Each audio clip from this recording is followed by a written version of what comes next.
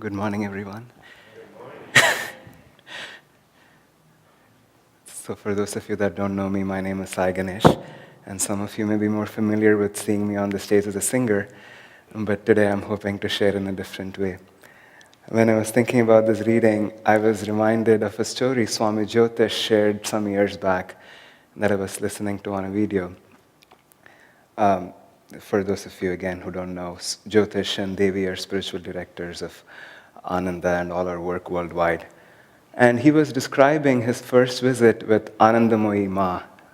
Anandamoyi Ma was a great woman saint who lived in India in the last century. And she had a close connection both with Yogananda and Swamiji later. And Jyotish was seeing her for the first time, and many members of Ananda had given him questions to take to Ma and ask her on their behalf. And he asked those questions, and Ma, again, as wise as she was, she responded to them. And once he was done, it was his friend's turn to ask questions. And this friend was actually an Indian lady who was herself a close disciple of Ma. And Jyotish when she started asking her questions, it all seemed a little unusual for him. Ma, I believe, had either given her or asked her to worship this small idol of Krishna. And she had a lot of questions related to that. She had questions like, what do I feed him? How many times in a day do I feed him? When I go out of town, do I take him with me or do I leave him home? And as Jyotish put it, never in a million years I would have imagined coming up with questions like that. And Ma, with all seriousness, she answered those questions in great detail. That's how he put it. She exactly told her what to feed him, how many times, and she said, I believe, if you're just going to be out of town for a day or two, don't disturb him, he's fine by himself. But if you're going to be gone for longer, you want to take care of him, you don't want him to feel left out, so do take him with you. That story stood very vividly in my mind because during my own childhood, my grandmother used to worship this idol of Divine Mother. I think it was given to her by her guru. And sometimes we would travel to Mumbai, which was a 24-hour train journey, and my uncle lived there. And I remember her, taking that idol with a lot of respect and care. And I remember this really pretty bamboo box in which she would wrap it in all these cloths and put it in. And it was not like a check-in baggage that you just sort of drop somewhere and pick up. She would always carry it with her with a lot of care. And then when it was the time for worship, she would open the box, she would set everything and do her puja. And it was very sweet to watch. I share these stories because for those of us in the West, and by that I don't just mean people born in the United States or people who grew up in the Western part of the world, I'm probably referring at large to most of my generation and perhaps even some of the previous generation. Because we all grew up in the Western system of education and more or less share the same worldview. Such expressions of devotion or worship might seem a little unusual, and if you don't have a spiritual inclination, which is probably not any of you, it might seem a little childish, or in fact even superstitious.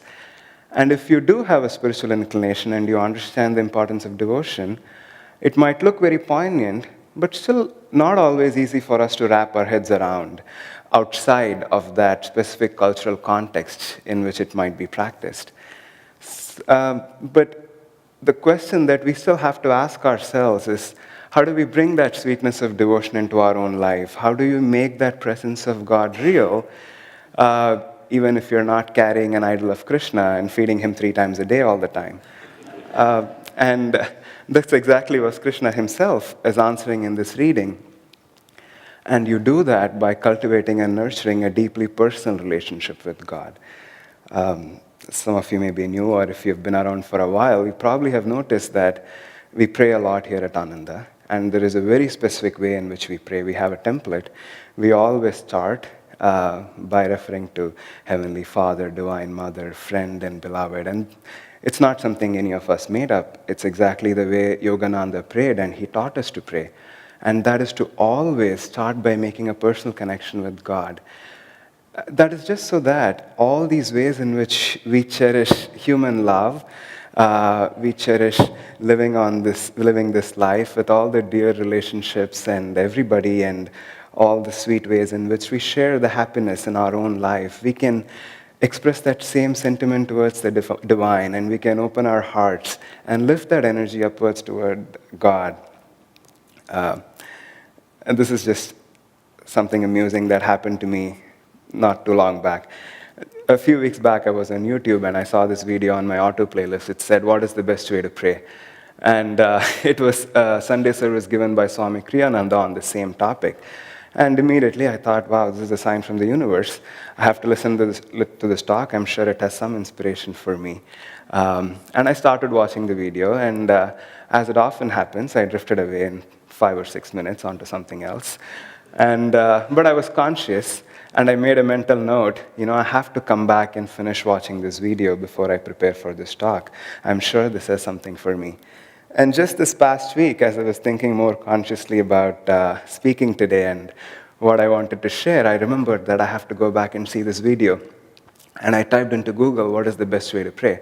And we all know Google reads our minds. It exactly knows at any point in time what's going on, what you're thinking about. And I was hoping that it'll be able to pull that video up for me. Interestingly, it took a few seconds, but what came up was not that video. It looked something different. And when I saw closely, it looked like a map. I was looking at it on my phone, and I started reading. It said, here is the best way to pray. And Pray was a small town in Montana. Who knew? And Google had pulled up the best way to pray. And it was going to take me 18 hours and 43 minutes to get there.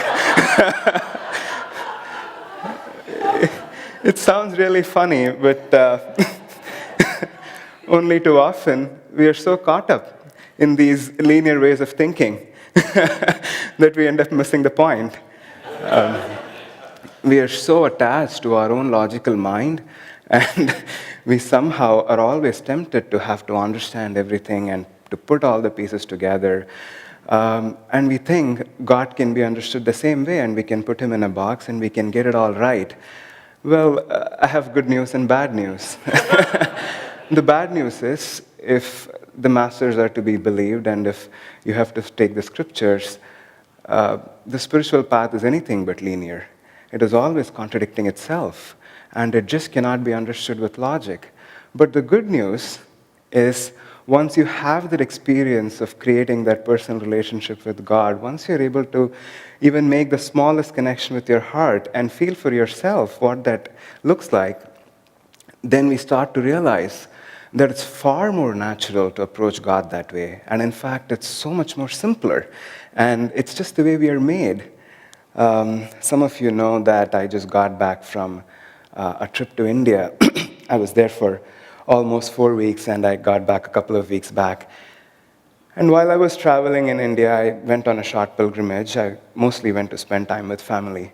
And I went to Kolkata and Puri and some of the holy sites around there. And while I was in Kolkata, I actually stayed in Belur Math. This was the ashram of Ramakrishna, who was a great saint who lived in India in the late 1800s. He was actually much more than a saint. He was an avatar. An avatar is a fully realized soul, and their only reason for coming to this plane is out of compassion to liberate others. And while I was there, I had an opportunity to tune in more, and growing up in India, I had heard stories of his life, and I had read his biography and things like that growing up. Ramakrishna, in this incarnation, he was actually the head priest of a temple of Kali, a form of divine mother in the form of the goddess who grants liberation. That's in a place called Dakshineshwar, right outside Kolkata.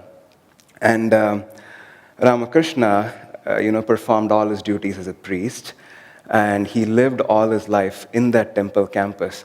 But he did much more than do all the rituals and rites at the temple.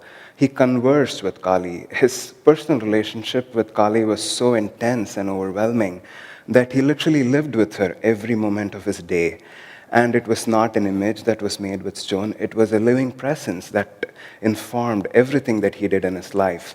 So while I was there, I was drawn to reread his biography and just feel, what was he seeing in that image and what was the life that he was living. Um, there's this wonderful book called The Gospel of Ramakrishna, which is perhaps the most authoritative biography of his, and it was written by Master Mahashaya, who some of you might remember from the autobiography of a yogi. And there are so many incidents and conversations that you read in that book that sort of give you a glimpse of how he was relating to Divine Mother and to the divine. There is a story told of his first experience in cosmic consciousness. Ramakrishna himself was very devout and always was drawn to worship Kali. And at some point, he reached a stage where he just couldn't bear that separation from Divine Mother. He just couldn't bear to see that he was stuck in this body and he could no longer be united with her. And just out of desperation, he walks into the temple and he sees a sword and he wants to throw himself on it and kill himself, thinking that getting out of the body would bring him closer to her. And he jumps, as he says, and then he falls on the ground and goes into the state of ecstasy that lasts for hours. And then one other day, people find him rolling on the banks of the river, and the disciples come and see, and there are rocks pricking all over his face, and it's bleeding. It's all red, and he's crying out aloud, Mother, how could you do this to me? How could you not come when I'm calling out to you? I'm crying all the time, and how did you decide to even abandon me like that? And you sort of wonder, is this man crazy? What is he seeing? How is he relating to divine in this kind of a way that's so passionate and personal? One morning he wakes up and tells his disciple, yesterday she came to me. She was this little girl. She was wearing these ochre-colored clothes, and she looked so beautiful. And you sort of wonder, what was the reality he was living in? And is it even possible that Kali would come up to him as a girl and speak with him, and that he would be able to converse in that fashion just like we converse with each other? And if it is possible, what was that power that he had that could freeze that infinite consciousness or the energy that pervades all of creation in every single atom into that tiny little human form? Well, that power is from the heart, and it's not just in Ramakrishna's heart, but in all our hearts, if we were able to tap into that. And I was just thinking through all this, and I, of course, visited the Dakshineshwar temple itself in Kolkata. And this was not my first time going to the temple, and I had a very interesting experience this time. And the temple itself is quite astral. I don't know if it's just me or everybody feels that way. It's unlike any other Hindu temple. It's quite peaceful. The grounds and the campus are large, and you can spend a lot of time there. And as you walk into the temple, you have to, there are these counters where you have to hand over everything you have. And this is not for spiritual reasons, although it might as well be. It's more for security reasons because of terrorist attacks and all the things that are happening in the world today. So, and I was on a long pilgrimage, and I had people with me. So I was always walking around with a lot of things, my phone, my wallet, my tickets, the keys, and all the things that you're always holding on to. And I handed all that over at the counter, and you also have to, if you've been to India and to Indian temples, there's also a counter where you deposit your shoes or slippers. And I walked into these metal detectors, and this man said, nope, there's something else in your pocket. You have to go find out what it is and give that in the counter, and only then you can walk through this. And there was something else, as he said, and I gave it. And I almost started smiling as I started walking to the temple. It felt so unreal in some sense that I was walking into this temple and I did not have anything. And it was a very hot and sultry day, so you could feel the fact that you were not wearing shoes. The granite was really hot, and you were always looking for shade to not have to feel the heat under your feet. But it almost felt somehow divinely appropriate that when I go meet my mother, I go just the way she sent me. Not holding on to any of this, not bringing all the things that define us in this world all the time that we're so busy with and that we keep ourselves occupied with. And the temple, there's this pillared hall right opposite to the image of Kali. If any of you have been there, you probably understand what I'm talking about. And this is the place where, again, there is another story told in the autobiography of a yogi, when Yogananda himself went to the temple along with his sister and her husband. He meditated there, and he had an experience of that image coming alive, where he had this ecstasy or experience of feeling oneness with that image and with Kali. So I was already in a very uplifted state, just being there and staying at the Ramakrishna ashram. And, I went around in the queue, had darshan of the deity, and went to meditate in this hall. And as I sat to meditate, it was almost instant that I was drawn into that presence of Divine Mother. And more than even the presence of Kali, you could really feel the tangible presence of Ramakrishna's devotion almost in every square inch space of that temple. And the strangest thought crossed my head as I was meditating there. I was thinking, wow, this is what meditation should feel like. For a moment there, I actually ended up going there many times during my stay. But what I could feel I want to say perhaps for the first time, I don't quite remember, that there was really no self-effort.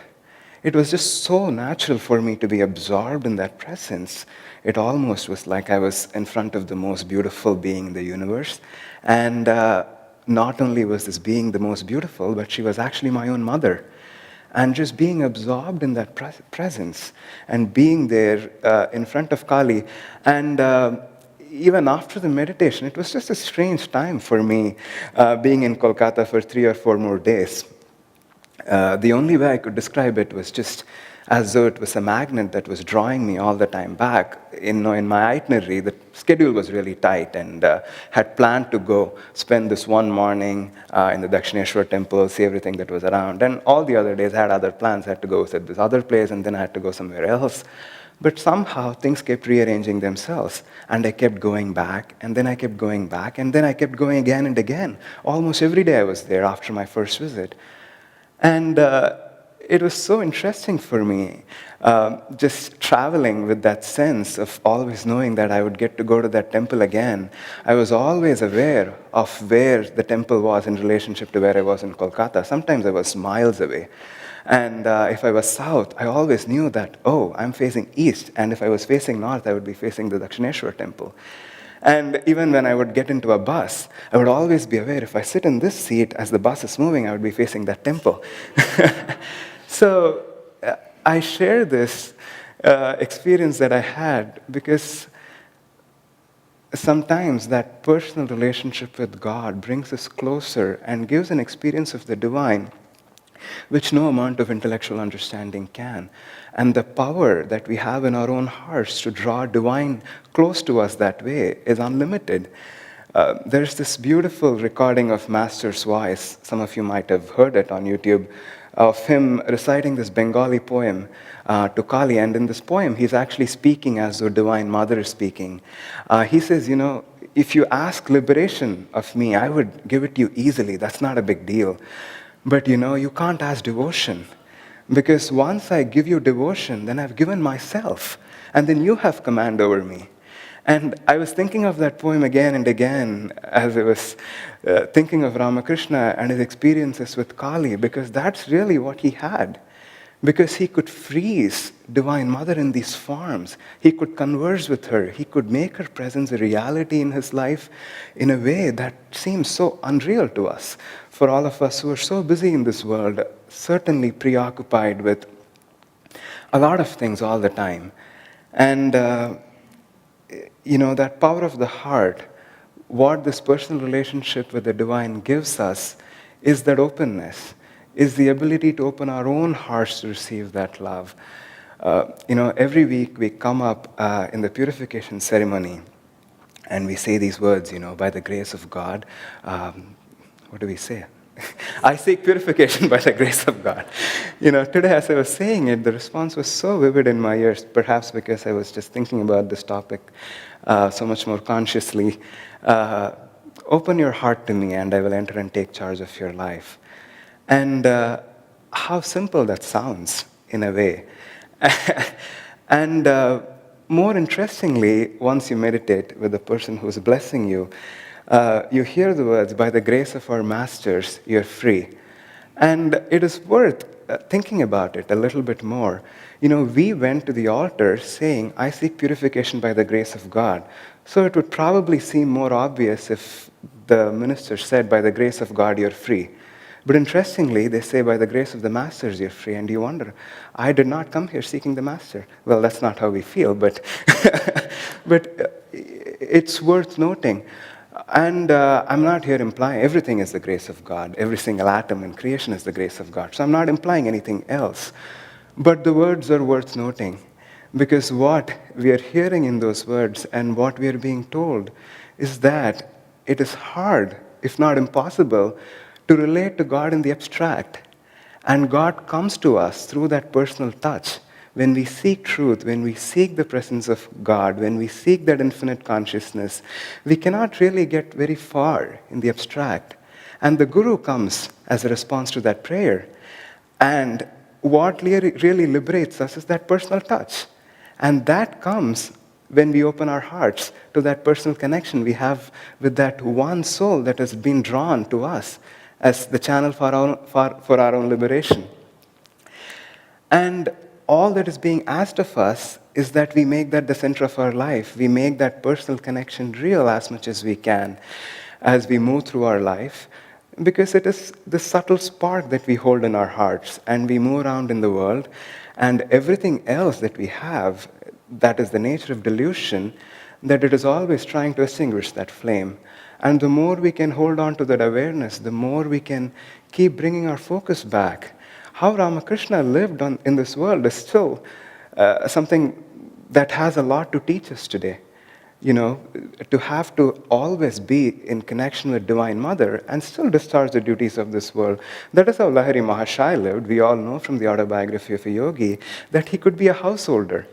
He could be an avatar, he could be fully liberated, and he could be absorbed in the divine all the time and still perform the duties of the world and still always be aware of that connection with God. I want to share one more, this is probably not recent, but a YouTube video that I saw some time back. You must be thinking, I spend a lot of time on YouTube, which is not untrue. But this was a video actually of, it might seem like a digression, of a chef in Thailand. And this was a young lady who had become very well known at a young age. And it was like this short piece or documentary where somebody was following her, showing how she cooks and all her skills in the kitchen.